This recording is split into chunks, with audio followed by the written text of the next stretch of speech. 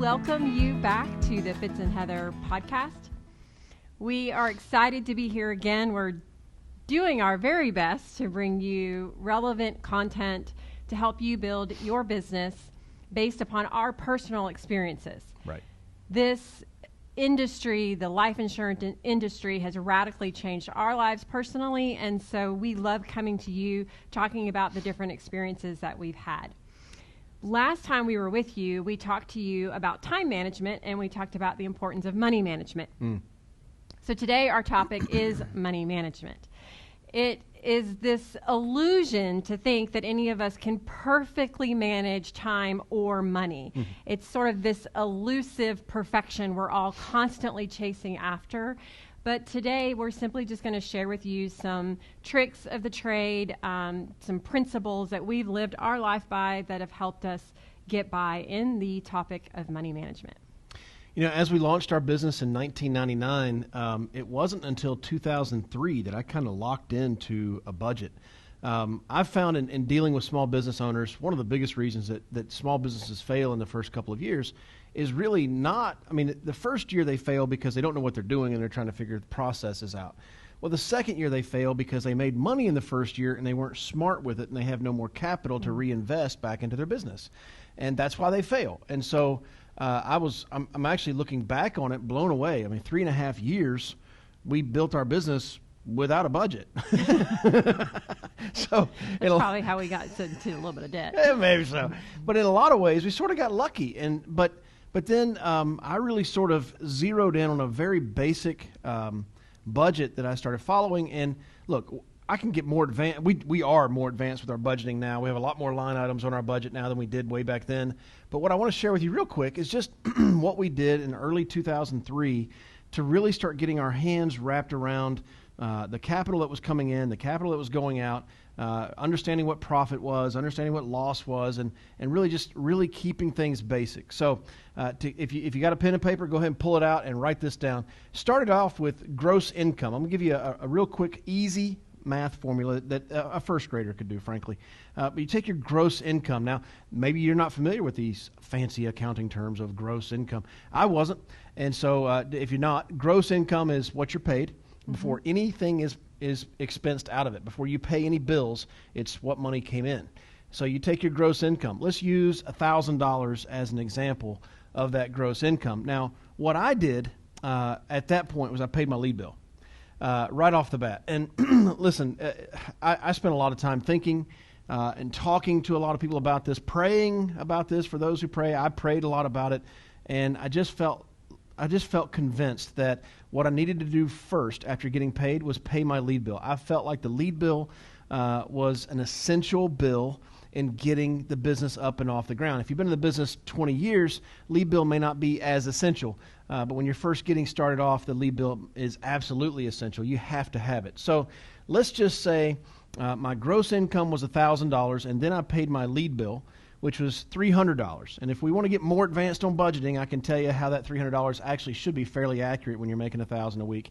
But we'll just go simple and say $1,000 gross income. I pay my $300 lead bill. Now what do I have left? Well, 1,000 minus 300, $700. So now what am I doing with that $700? The first thing I did, and this started in 2003, so 3.5 years into the business, the first thing I did was I tithed 10% of that $700.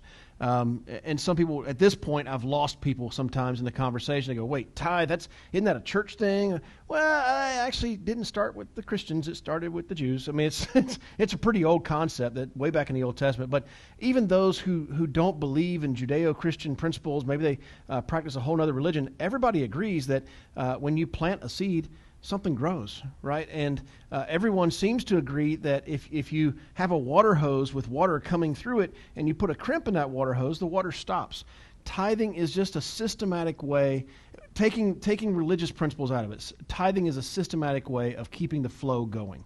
If you don't have the money going out and doing something with it, if you don't belong to a church and don't want to give away 10% to a church, okay, American Heart Association needs that money. Juvenile diabetics need that money. Give to a cause that you feel good about, but just get in that habit of giving that 10%.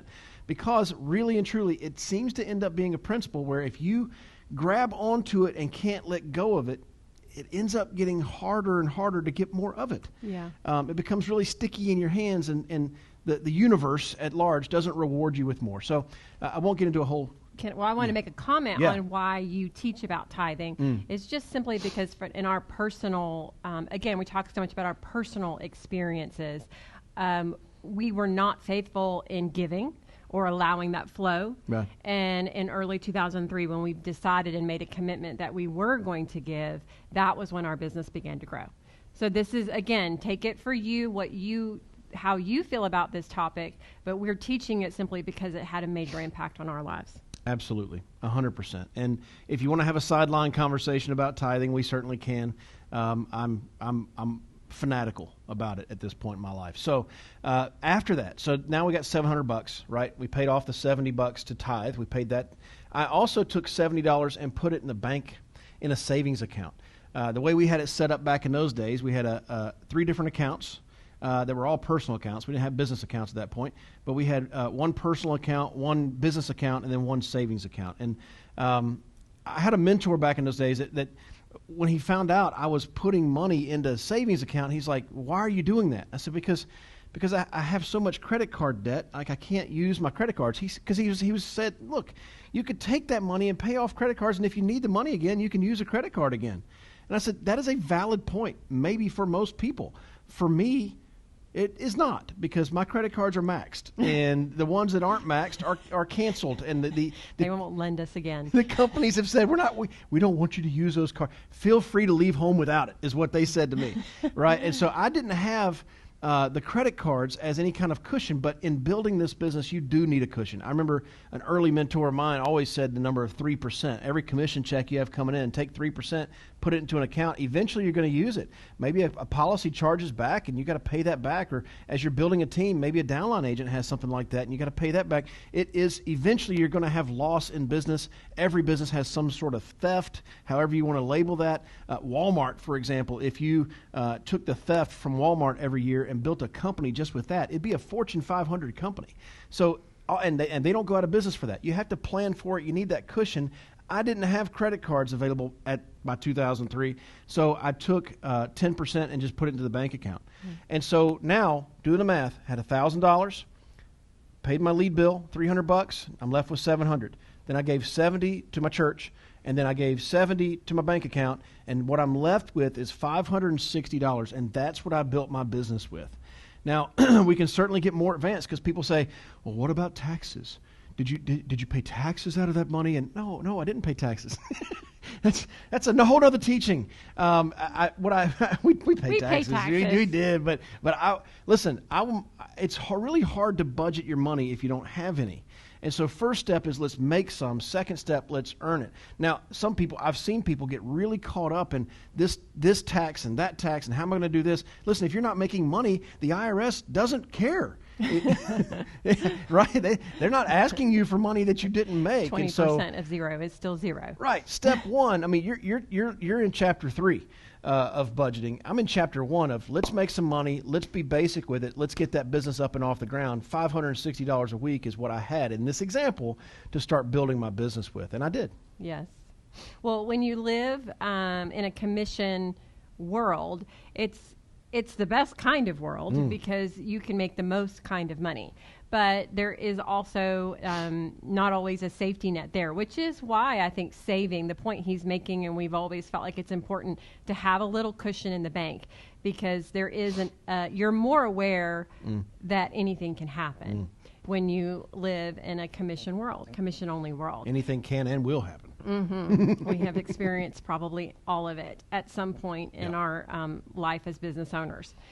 But the other powerful thing to do is project. If you can project your income, it can help you avoid the ups and downs that you might feel financially. But projection can be a difficult thing to do. So the best thing, again, we're just keeping this really simple so that if you're in our business, and really any business that you're in, the best possible way that we can encourage you to project your income is, like we tell the agents, we're like, when you are turning in business this week, whatever you turn in, it's normal that they're doing the math of their their commission, what they made. Again, gross income for that week. So they're going to look at the annualized premium times their commission level times 75% issue pay rate, because not everything's going to issue pay, times a 75% advance, because that's what they'll get paid immediately.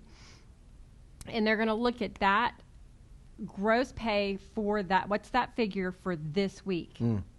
But they're going to project it against this week's actual expenses.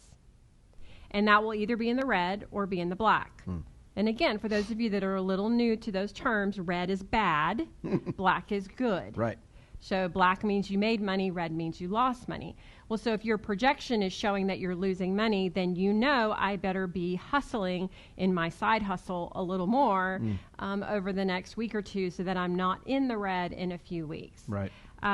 This is one of the, Fitz and I have a teaching on anticipatory critical thinking to help you see around corners. When you are projecting financially, it's helping you see around corners financially to help you avoid some pitfalls that you could possibly fall into that could become destructive in a small business. So projecting your income and paying attention to what is around the corner, what type of money will I be making in the weeks to come, and how does that balance against my expenses is an important tool to use, and one that we used often in the early days so that we knew which direction we were heading as a small business. Absolutely. I was going to say right behind that, one of the things that, once you are projecting out and you know what's coming, at that point, what you also want to look into doing is, listen, delayed gratification isn't necessarily a popular word or popular term, maybe around our household with our kids, even with us. We haven't always liked it. But when you know what's coming, it's like, hey, in a couple of weeks, we're going to be in the black, or in a couple of weeks, we're going to be in the red. Should we buy that TV right now? No, especially in the early days of getting the business up and off the ground. For delayed gratification, and that's a huge part of money management, just because you have the money doesn't mean that you need to spend it. And certainly if you don't have the money, it certainly means you don't need to spend it. So we would just kind of more look at delayed gratification like, let's hit this particular goal, and when we do, we should have X amount of money from that, and then purchasing that thing is not going to put us backwards in doing that. We're doing it when we have more than enough rather than when we just have just enough.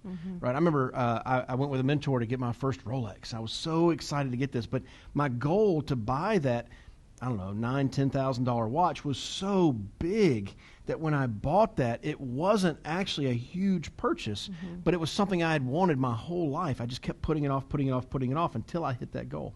That's right. Yeah, I think if you hear anything, I want you to hear what I'm about to say. Because sometimes I think, kind of like I said at the very beginning, it's an illusion to think we can ever perfectly manage money. And a lot of times, particularly in small business ownership, you're trying to fill in the gross, you're trying to fill in the expenses and paying your leads, and you're trying to fill in saving, and there just isn't enough. And if I can encourage you in any way, it's just start practicing these principles that we're talking about. Right. Start practicing delayed gratification. Start practicing investing into your business. Just like Fitz said, that leftover money, I use that to build my business before I paid off a whole bunch of credit card debts or before I bought a television. For us, we took this maybe to the extreme just a little bit, but it really paid off for us because we went really intense for a short period of time, and so that we could live with more excess in the years that followed. And when I say that, when we were building our business and our business really started profiting quite a bit to the point that we were able to throw $10,000 a month at a credit card and get out of debt really quickly. At the time, we were still renting a townhome, walking to the office that was a block away, living on one car. We did everything we could to stay as conservative as possible financially in order to protect the financial integrity of our small business and to be sure that we could sustain the years that were ahead. So we want to encourage you because we know exactly what it's like to not be able to fill in all the blanks and not have enough money to be able to give, not have enough money to be able to save. But if you will take the time to put together a budget, we encourage you today, we hope we're encouraging you, take action, have a budget, and then practice projecting, practice delayed gratification, practice investing in your business until there is more than enough in your budget. It will work if you will just stick with it. Yep. I'll tell you a couple things that if you're listening to this podcast, it's in the description. If you're watching this on some social media platform, it's in the description as well. A couple of links to notice. I would love to chat with you about budgeting. If you have questions about it, I'm not an accountant, but I am a business owner, and I can tell you what's worked for me, and I can tell you hypothetically if it's going to work for you based on what you want to do. So you want to talk about budget, go to thefitzgroup.org/staff calendars. You can see a link there to book a time with me, thefitzgroup.org/staff calendars. I also want to just reiterate, we do quarterly events every quarter. That's how we do quarterly events.